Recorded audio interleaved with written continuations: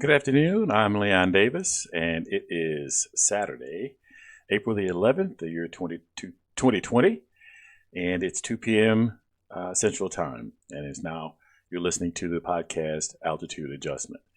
I first want to say I hope that this finds you and your loved ones in a safe position. It is. We are experiencing something rather unique for our part of the world, having to take drastic measures to avoid um, death over of a large part of our population.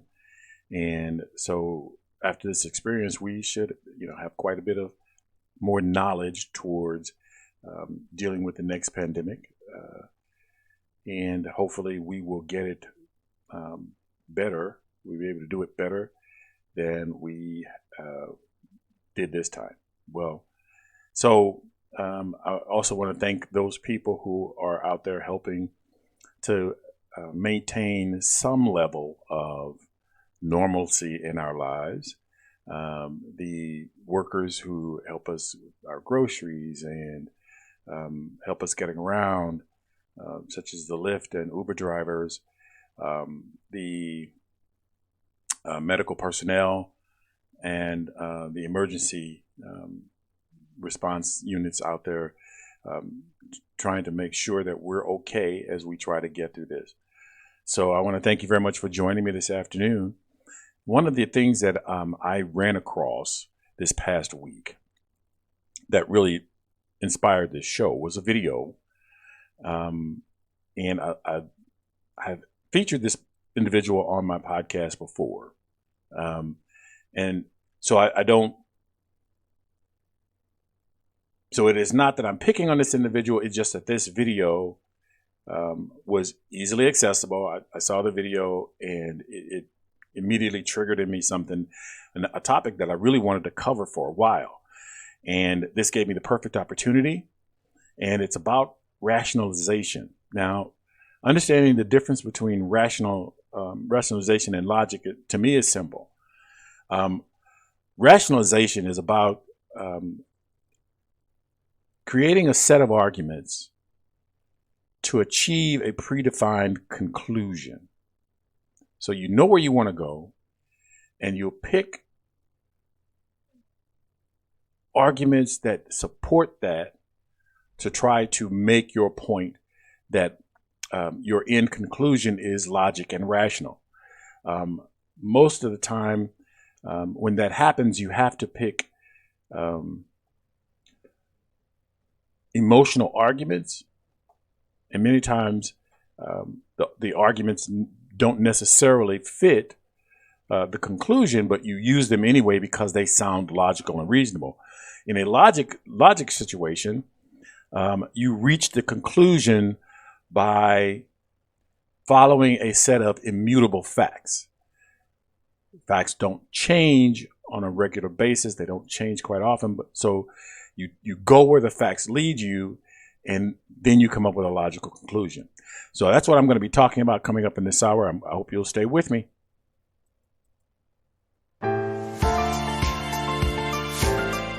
Welcome to Altitude Adjustment. So, as I mentioned, I saw this video, and it just inspired in me a topic that is important to me. It's something that, logic and reason is, I think, the cornerstones of making good decisions, because the facts don't change, and you're dealing with truths that don't sway with how you feel that day or what's going on in the situations. The facts exist, and they are what they are, and so you deal with them in that way. And so logic and reason, to me, is about making better decisions and understanding what rationalization is. First off, in order to understand rationalization, you have to understand, if you're rationalizing, is you have to understand yourself. You have to be aware of your thought pattern, your behavior are you presenting the facts with an attempt to sway the discussion or to drive the discussion in a direction? So if you're using facts to drive the discussion, you're more or less probably rationalizing, because you only want to use the facts that support your argument and avoid those facts and information that does not support your argument. So I'm going to play this video clip, and then I'm going to come back and try to talk about it a little bit. In his position, he's worried about being infected. You would be too. He doesn't want to get sick or die, but he also has other worries. He doesn't want to see America destroyed. He wants his grandchildren to grow up in the same kind of country that he did, prosperous, stable, employed. He said all of that on our show last Monday. And almost immediately, the media outrage machine began belching smoke and making loud noises. Dan Patrick is telling old people to die for the stock market, they screamed. No, Dan Patrick was not doing that. Not even close. He didn't say anything like that on the air, and that's not what he meant. But it didn't matter. Patrick was vilified in dozens of news stories as if he was trying to kill the elderly in order to boost Exxon's share price. In an environment like this one, where reactive, emotionally incontinent people have the loudest megaphones, it's nearly impossible to see clearly or make wise decisions. That's true of everyone, and particularly everyone in power, even our most impressive and thoughtful officials. At yesterday's coronavirus briefing, Dr. Anthony Fauci was asked when the restrictions on normal life will end in this country.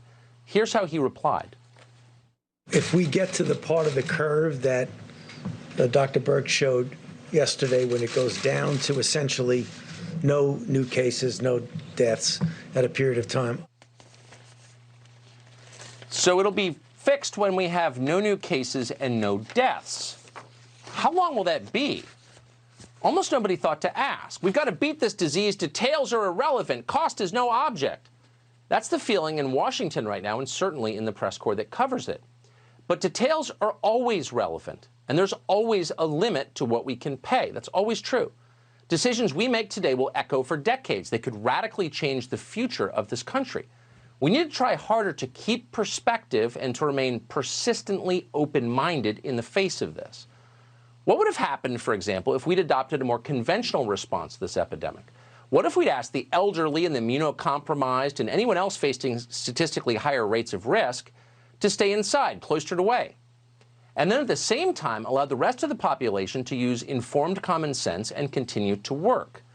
What if we'd done that a month ago? Would the death rate today be much higher than it is now? Maybe, maybe not. We don't know. But it's clearly a conversation we should have had before we locked the entire country down and put 10 million people out of work. But we didn't have that conversation. Instead, we outsourced the decision to public health officials. And that's the strange irony of the moment we're living through. One of the main lessons of this crisis is that the public health establishment failed us badly. The World Health Organization colluded with the Chinese government to lie about critically relevant facts during the early days of the outbreak.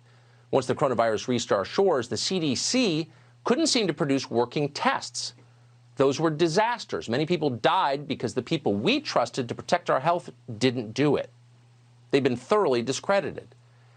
At the same time, though, we're being asked to trust these same people without hesitation, and for the most part, we are doing that. In other words, the experts failed, yet the experts now have more power than ever before. It's bewildering. In fact, it's reminiscent of 2008, when reckless behavior by the banks crippled the economy and crushed the middle class. But when it came time to fix it, we put bankers in charge of the cleanup. Now, this is not an argument against expertise. It's not even a populist argument. Of course, bankers understand finance. Epidemiologists understand coronavirus far more than most people do. So turning to experts in crisis makes sense, and we should, and hopefully we always will. But we can't allow experts to make the big decisions. That's not their job.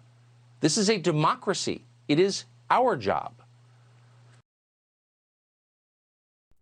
Okay, so there were a lot of things in that video. And the reason I showed the whole video was because I don't want to take things out of context. It is important that that you were able to hear him speak in a broader sense of the flow that he was using, the words that he was using, the attitude and presentation of what he was talking about, and so that you understand the context. Now, there were several things in the video that I completely disagreed with. The items that I chose to pop up were items that I felt were easily recognizable as rationalization. And I'm going to go through them and explain to you why I think they're rationalization. And you may have a different a take on that. And hopefully, if you do, you'll be able to share that with me. One of the things that I think is important about understanding the difference between rationalization and logic is that when you're using logic, you realize that there's always an opportunity to gain valuable information by listening. It is important that you listen because no one person or no one group of people can contain all of rational logic, rational information. And so even people who, such as Tucker Carlson, is probably going to be able to touch on something that has some rational basis or some logical basis that may be beneficial. And so if you dismiss, then you may miss out on some information. So I think it was important to understand that, listening is a big part of logic and reason. So let me start with. So he talked about one of the first things he talked about was America being destroyed and jobs being lost and things not being profitable. Well, the way that our society works now is only one of several methods for a society to be profitable and prosperous and to function well for all the people involved. Every system has some drawbacks. Every system has some things that may need to be tweaked in order for the majority of the people or all of the people to be served by that society. So the belief that if the impact that the shutdown for the coronavirus is going to destroy America is without foundation. America wasn't always what America is today. It happened over years. It happened over iterations of laws and changes to laws and recognition of where things needed to be adjusted in order to build the society that we have now. So the idea that it's going to all go away because things have changed is counter to reality, because the reality is 50 years from now, what we see as our society is probably not going to be what it is today. It's going to be changed. It is going to grow. It is going to morph into something else. So growth is going to continue to happen.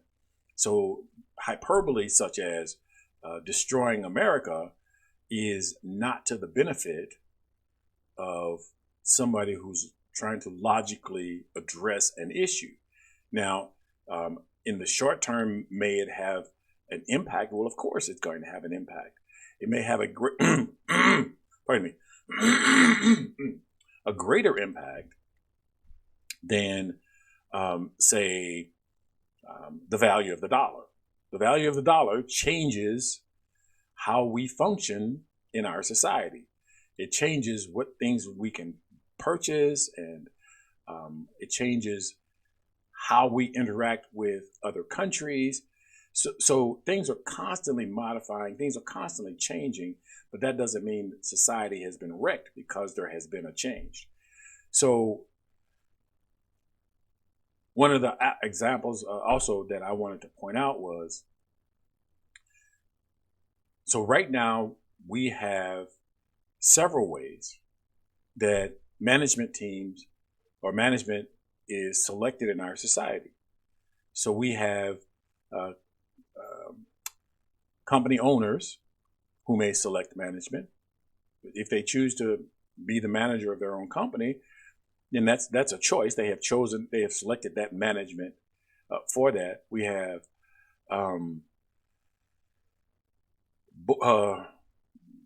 corporate boards that select management,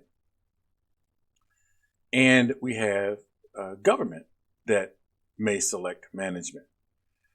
And so the fact that we have three different methods for selecting management does not necessarily mean that any one of those is going to cause a traumatic or breakdown in the whole system. It just is different ways to accomplish the same thing, because if the management of a company does not function as it should, it is not bringing about the results that is necessary, then that manager will be replaced regardless of who does the replacing.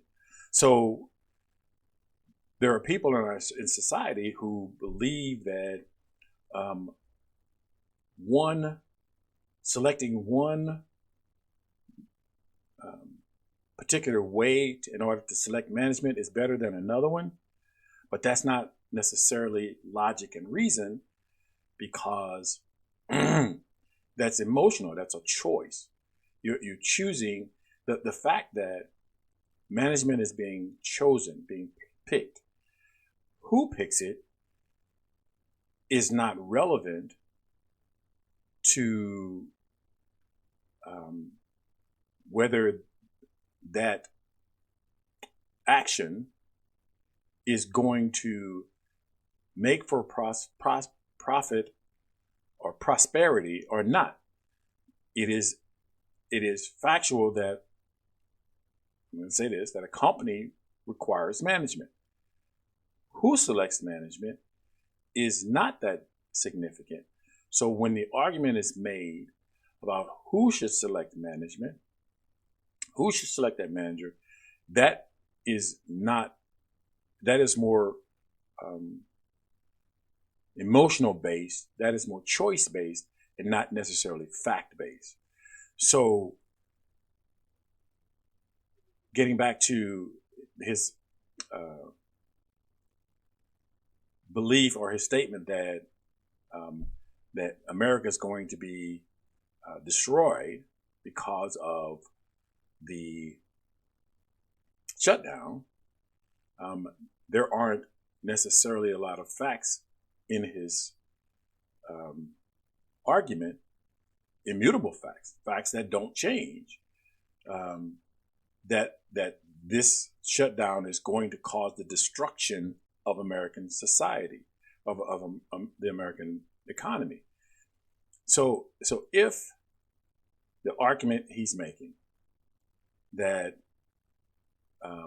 that the American economy will be destroyed, and there is reasonable expectation that that's reasonable evidence that that's not necessarily true, then what would be the motivation for making that statement? So the motivation would be making that statement then is he likes the current economic system that is in place. He likes the way it functions. It functions for him. And by having to deal with a different situation, a different stimulus or a different catalyst in how the economy functions, he is making a emotional choice to say that the economy is going to be destroyed. Well, it's not going to be destroyed. It may change, and that's going to happen regardless of whether the coronavirus came or not. There was going to be change, and So at this point, it would seem that his reticence to this change um, can be tied to his personal um, enrichment, because he's in a position where it could impact him greater than other people in the economy, and so he's making an argument that is not necessarily factual. It has some logic involved, but it is more of an emotional argument than it is a factual argument. So he goes on, and he makes the statement about emotionally incontinent people can't make good decisions. So if I've just identified that he's making emotional arguments, then it would stand to reason that he's not making good decisions, because he's showing that he's emotionally invested in an outcome and may not be looking at the logical factors that need to go into the decision making about whether how we should approach the changes in our economy, the impact of this shutdown on our economy. What one of the things that I see is we've not had a full shutdown. We've not been in full shutdown mode before, and we don't. We are learning how to adjust, how to deal with that. What are the pros and cons? What are the things that need to be weighed? What are the things that need to be adjusted or dealt with in dealing with a pandemic of this nature? So, first, one of the things about experts aren't going to be 100% correct. There are too many variables in any situation to be 100% correct. But what experts do is they have worked with a particular topic or a particular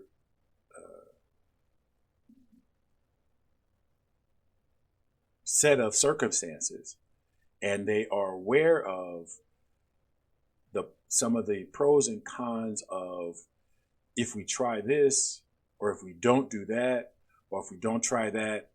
And the reason that they're experts is because they have more knowledge about the impact and the ability to deal with that situation than most people do. And that's where the expertise comes from, such as if you've worked at a job for X number of years, you have come up with the best way to approach the job. You work to find the best solution. You work to find the set of circumstances that is going to get the job done in its as best it can be done. You've made some mistakes. You cannot become better at what you do if you do not make mistakes, because making those mistakes gives you information about what not to do, how to avoid problems, how to avoid things that don't bring about the best outcomes in achieving what you want to achieve. But that doesn't mean that once you have all that knowledge that you won't learn something different, that you won't learn a new factor that you have to take into consideration to hone your expertise. In science, it happens all the time. They find a new way to approach a particular virus or um, understand something new about um, the way the universe functions. That doesn't make them not experts, and that doesn't make them um, wrong. Yes, they're going to make mistakes because we don't know everything. And so, as we include new information, as we um, include new data, we adjust old data and expectations to include that. So, we quite possibly can make mistakes. But the experience that we do have um, gives experts the opportunity to say, if you do that, this is going to be the outcome. This is what's going to possibly happen, or most likely happen, if you do this or if you don't do this. And that's what um, Dr. Fauci and others were brought to the conversation. Was these are tried and true um, methods for dealing with things of this nature, and anything other than that may bring about this different outcome that you don't want. And so he goes on, and again, trying to get back and understand rationalization. Part of rationalization is if you don't have the facts, if you don't have logical and reasonable data, you use fear. So part of there was nothing about Dr. Fauci's statements about how long the virus is going to go on that was in any way relevant to dealing with the virus, dealing with the economic situation. None of that was relevant. And so it was an emotional play to skew any effort by people who follow the medical practice, follow Dr. Fauci, to skew his people's view of him so that they would emotionally identify or deal with the data rather than logically dealing with the data. He goes on to speak later on about how experts are necessary, but yet he trashed the very experts that he said we need, and he never, things like the CDC failed us. And again, there were issues about that I would like to cover, but I'm not going to cover because it's getting down into the weeds, and I want to keep the focus on rational behavior versus irrational behavior. So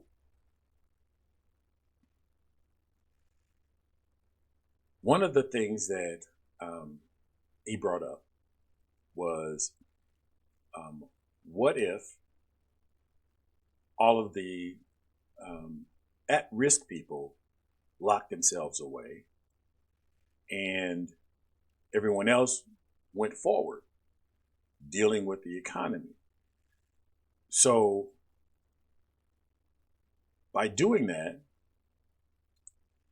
so first off, in a crisis situation, in an immediate crisis situation, you're going to fall back on best practices. You're going to fall back on what you know works, and you're not going to take risky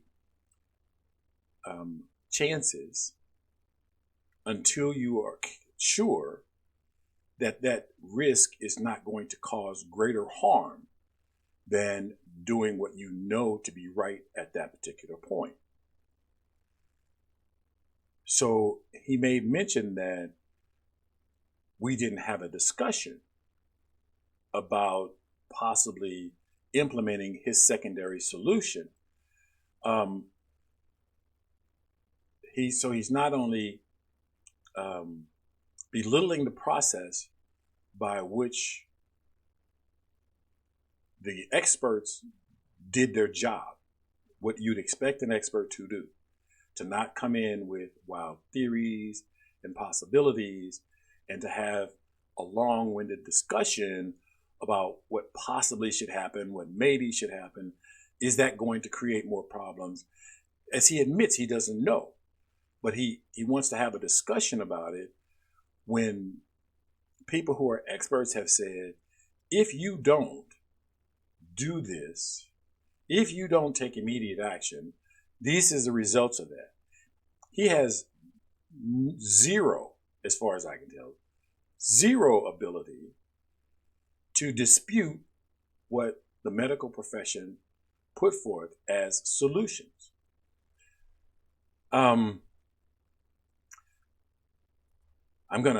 I had some information about his plan, and I'm going to skip that. There were a lot of people who weren't at risk that got sick with the coronavirus and deathly sick, and some died. And so that plan had holes in it. It was, even from the beginning, it had holes in it, for, just putting it out there. So in a discussion, pardon me, and you're trying to get to a logical and reasonable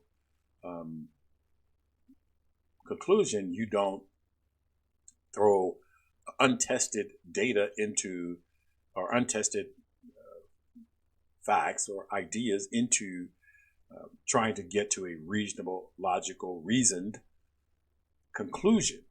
And that was a far-fetched. So it was, if it wasn't thought out and it wasn't reasoned and it wasn't an immutable fact, then it only can be an emotional, unreasoned fact, unreasoned solution or idea, which then becomes rationalization.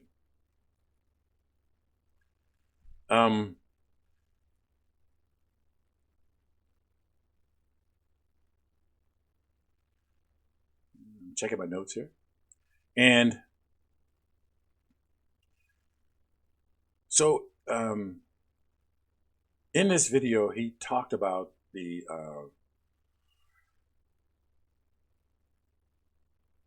World Health Organization as colluding with China to give bad information. And I found that video where he made that argument in greater detail. And I found just as much emotional input into how he achieved his solution. And I included the link to the video in the description. So go to the description of this podcast and you'll be able to actually see. I didn't want to bore you with a lot of videos, but you can actually see him making emotional arguments instead of using logic and reason.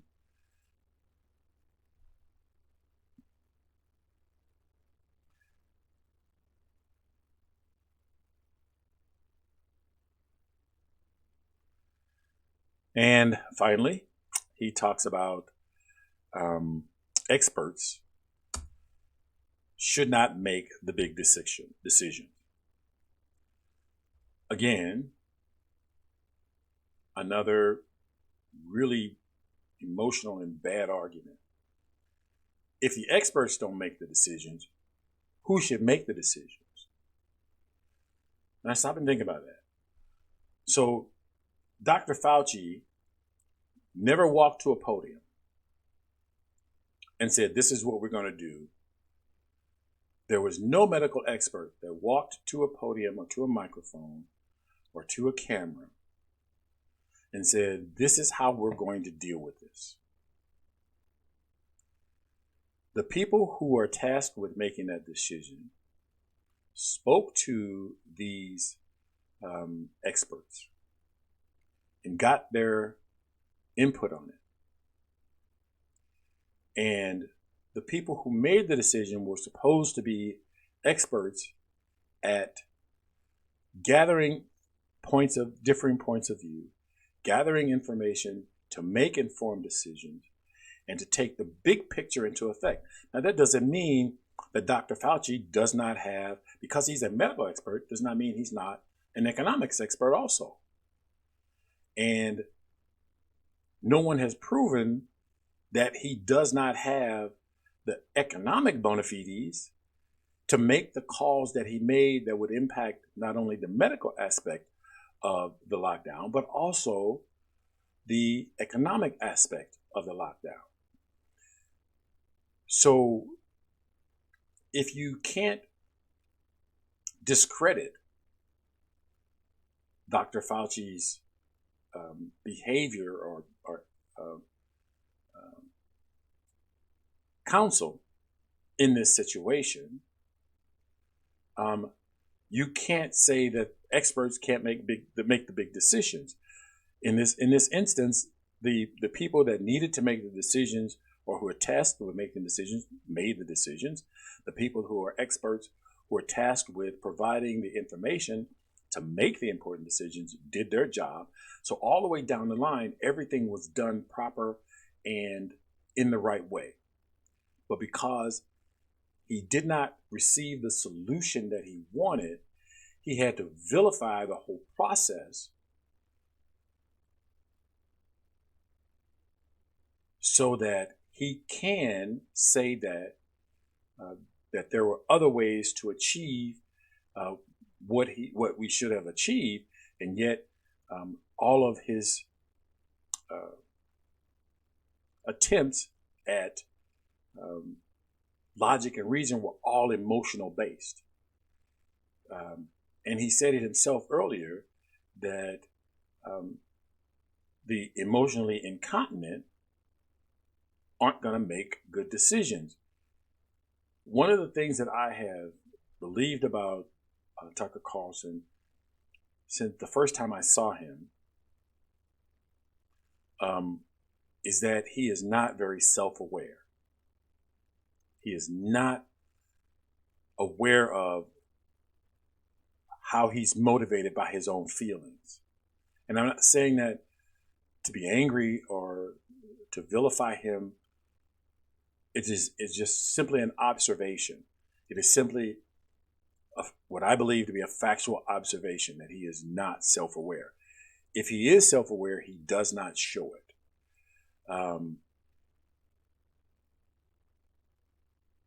When he's interviewing people, if he disagrees with you, he will interrupt you incessantly so that you don't get your point out, so that you don't build a case logically and reasonably for whatever your argument is. By doing that, by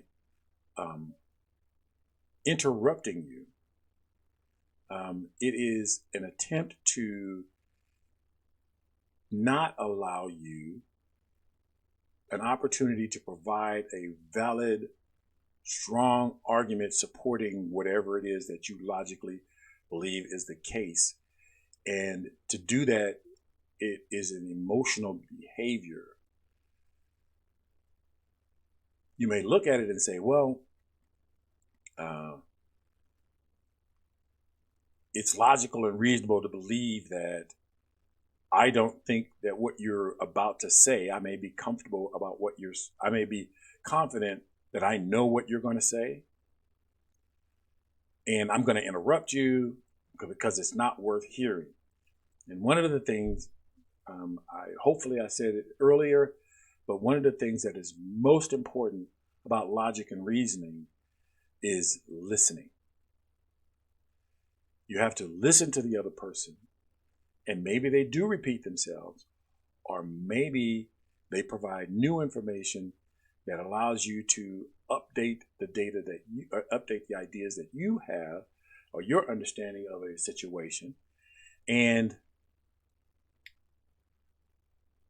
That's what's important. So I'm going to say I'm done here. And I want to thank you very much for joining me this afternoon. I'll try to be back next week. And hopefully you and yours will be safe.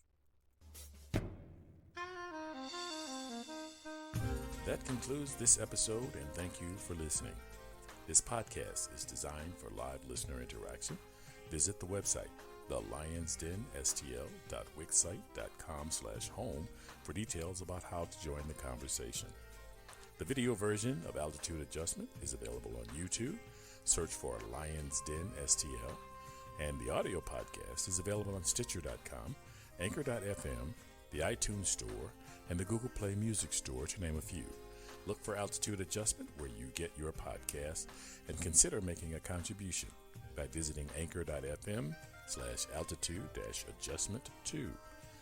Remember, the internet is powered by your likes, shares, and comments. So please like, share, and comment on this and other episodes, because it matters. As always, be cool, be calm, and above all, be careful.